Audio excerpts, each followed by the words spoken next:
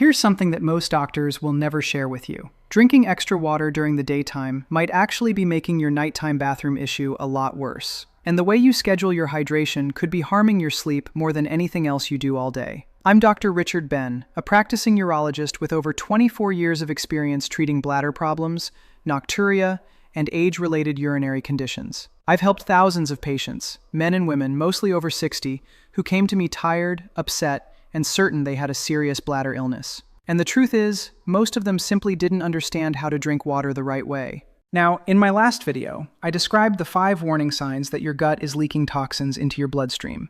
And that video really connected with so many of you. Today, we're going to dig even deeper into something that disturbs your sleep, your heart, your kidneys, and your quality of life every single night. A landmark study released in 2019 by Nagasaki University in Japan, one of the most referenced nocturia intervention studies in recent times, discovered that targeted adjustments to fluid intake timing cut nighttime urination episodes by an incredible 40% in adults over the age of 65. 40%. No pills, no surgery, no costly procedures, just a wiser relationship with water. Before we go further, I want to ask you something. How many times do you get up at night to use the bathroom? Drop your number in the comments below. And if you're over 60, tell me that too. Your experience matters, and you might be surprised how many people are dealing with the exact same thing.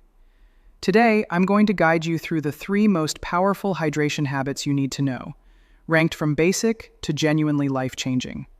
By the time we reach number 1, you will understand something about your own bladder and your own body that most people never figure out. And believe me, number 1 is not what you expect. In fact, it's the opposite of what you've been told your whole life. Don't skip ahead. Let's start with number 3, and this one shocks nearly every patient who comes into my clinic for the first time. Your kidneys are not inactive filters. They are dynamic, rhythmic organs that actually shift their behavior based on the time of day. During daylight hours, your kidneys are in full production mode, filtering your blood rapidly and creating urine at a high rate.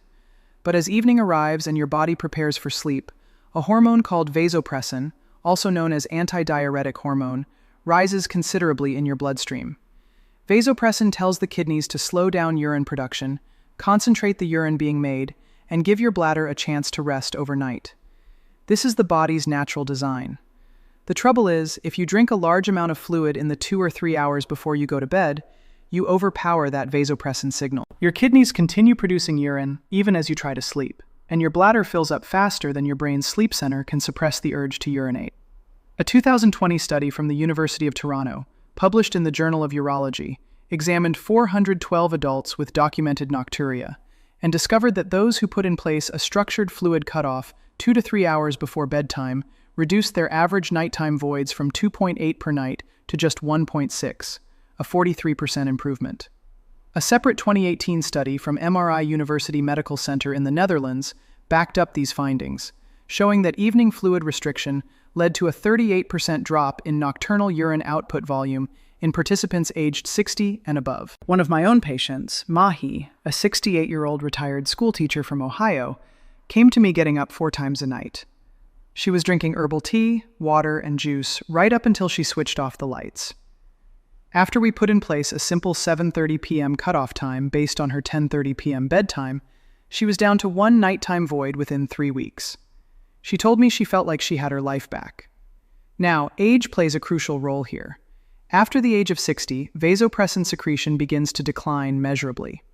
Research from the University of Amsterdam, published in 2017, found that adults over 65 produce up to 30% less vasopressin at night compared to adults in their 30s and 40s. This means that even a modest amount of evening fluid, 2 or 3 glasses, can push your bladder over its limit when you're older, whereas that same amount would have been handled easily in your younger years. This is not a disease, it is biology. But it is biology you can work with. To put this into practice, starting tonight, simply pick your target bedtime and count back 2.5 hours. That is your last fluid intake moment. Set a gentle phone reminder if you need to. Your last beverage should be small, no more than 6 ounces, and it should not be caffeinated or alcoholic, because both caffeine and alcohol interfere directly with vasopressin function, and will increase your nighttime output regardless of volume. This habit pairs powerfully with number 2 on our list, because number 2 addresses what you drink, not just when you stop. and what you've been putting into your body before that cutoff window may be quietly sabotaging everything. Coming up next, we talk about the hidden bladder irritants that most people consume every single day without realizing they are sending their bladder into overdrive. And one of them is probably sitting on your kitchen counter right now. Number 2 is where things begin to get really fascinating, because this is the habit that fundamentally rewires your entire relationship with water. Most people I see are not drinking too much water overall. In fact, many are dehydrated. The problem is the distribution. They drink very little in the morning, a moderate amount at lunch, and then they try to catch up in the afternoon and evening, flooding their system with fluid right when their kidneys need to be winding down. This pattern is physiologically backwards, and it is one of the main drivers of nocturia in otherwise healthy adults. Here is the mechanism your body uses. Your kidneys process fluid most efficiently during the active, upright, and physiologically alert hours of the day, roughly 7 a.m. to 2 p.m. During this window, your body's sodium regulation, aldosterone levels, and renal blood flow are all optimized for high-volume processing. If you take in the bulk of your daily fluid, which for most adults should be somewhere between 1.5 and 2.5 liters, during this morning and early afternoon window, your kidneys clear it efficiently. Your bladder fills and empties normally through the day, and by evening, your body has already done the hard work. What remains in your bladder at bedtime is genuinely minimal. A 2021 clinical trial from Seoul National University Hospital, published in Neurourology and Urodynamics, divided 320 nocturia patients into 2 groups: a control group that drank water without timing guidance, and an intervention group that consumed 70% of their daily fluid before 2 p.m. After 8 weeks, the intervention group reported a 47% reduction in nocturnal voids, while the control group saw only a 9% improvement. A 2019 study from Keio University School of Medicine in Tokyo showed that front-loaded hydration also reduced mean nocturnal urine volume by 35% in men aged 55 to 75. I want to tell you about Robert, a 71-year-old retired engineer who came to me after 2 years of waking up 3 to 4 times every night. He was convinced he had prostate trouble, and while we did address some mild prostate enlargement, the real revelation came when we tracked his drinking habits with a 48-hour fluid diary. He was drinking fewer than 400 milliliters before noon, and then consuming almost a liter between 6 and 9 p.m. We flipped his schedule: a large glass of water first thing in the morning, consistent hydration through the day, firm stop at 7 p.m. Within 6 weeks, Robert was averaging 1 nighttime void, down from 3.5. His sleep score on his smartwatch improved by 28 points. For those of you over 65, this front-loading strategy becomes even more essential. As we age, our thirst sensation weakens. A well-documented phenomenon confirmed in a 1992 study from the University of California, San Francisco, that has been replicated numerous times since. This means older adults frequently underdrink in the morning because they don't feel thirsty, then overcompensate late in the day when habits or routine triggers them to drink. Breaking this cycle is one of the most powerful things you can do for your sleep. Here is how to start immediately. Tomorrow morning, before you have coffee, before you check your phone, drink a full 8-ounce glass of water. Then aim to drink another 2 glasses before noon. Set a phone alarm at 11 a.m. if you need a nudge. After lunch, taper off gradually. By 5 p.m., shift to sipping only. This does not cost you anything. It does not require a prescription. And when you combine it with the cutoff window from number 3, you create a synergistic effect. Your kidneys get the volume they need early, and then they get the signal to rest that they need at night. But here's what almost no one talks about, and what I consider the most important discovery in nocturia management in the last decade. Number 1 is not about when you drink, or even how much you drink. It's about something happening in your body while you sleep that you have almost certainly never thought about. And here we are. Number 1. I want you to lean in for this because in my 24 years of practice, this is the single concept that has transformed outcomes for more patients than anything else I have ever implemented. And when I first explain it to patients, almost every single one of them looks at me the same way, with complete and utter surprise. The concept is this. For many adults, particularly those over 60, nighttime urination is not primarily a bladder problem. It is a fluid redistribution problem. Here's what happens throughout the day. If you consume a moderate to high sodium diet, which the average American absolutely does, taking in nearly 3,400 milligrams daily, according to the CDC, fluid gathers in the tissues of your lower body, particularly in your legs and ankles. This is called peripheral edema, and it may be subtle enough that you don't even notice it. But when you lie down flat at night, gravity no longer holds that fluid in your legs. It redistributes upward, re-enters your circulation, travels to your kidneys, and is filtered directly into your bladder.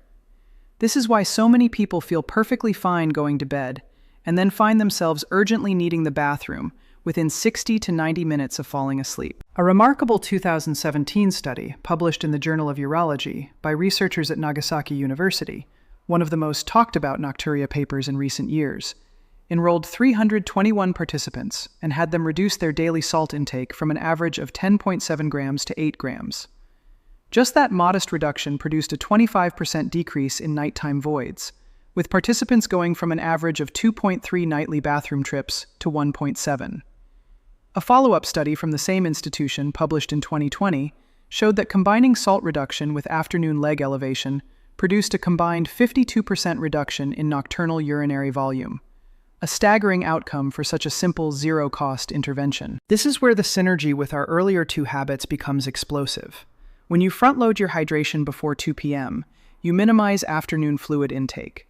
When you reduce your sodium, you reduce the amount of fluid your tissues retain during the day. And when you combine both with a firm evening cutoff, you send your kidneys into the night with very little work left to do.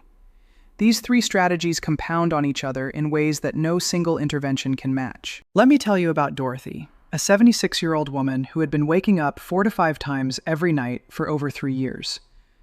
She had tried 2 different medications. She had done pelvic floor therapy, and nothing had given her sustained relief.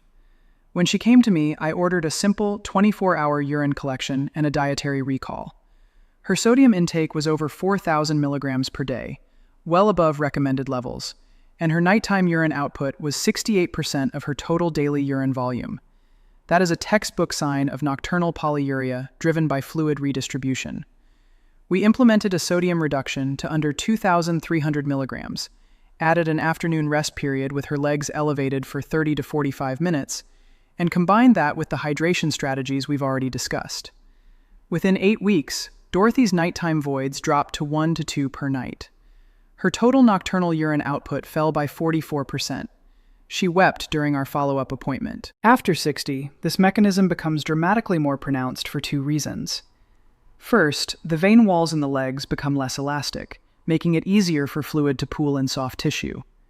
Second, the heart's pumping efficiency often decreases slightly with age, meaning less fluid is returned from the legs during daytime activity. Research from Johns Hopkins University, published in 2016, confirmed that adults over 65 with even mild cardiovascular aging show significantly higher rates of nocturnal polyuria related to this positional fluid shift compared to younger adults. Here is your action plan starting today. First, spend 1 week honestly tracking your salt intake. Read labels. The biggest hidden sources are bread, canned soups, deli meats, and restaurant meals. Aim to get below 2,300 milligrams per day. And if you can reach 1,500, even better. Second, if you tend to sit for long periods in the afternoon at a desk, watching television or reading, elevate your legs for 30 to 45 minutes before dinner.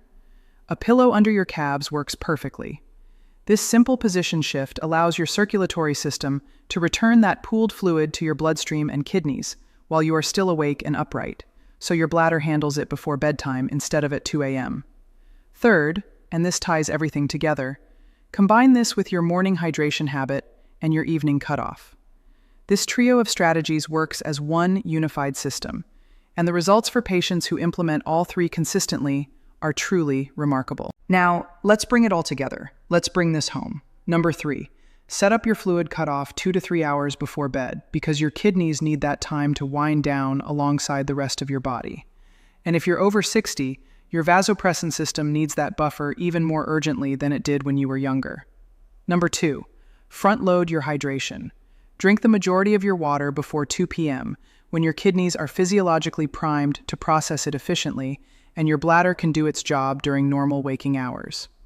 And number 1, the one that changes everything.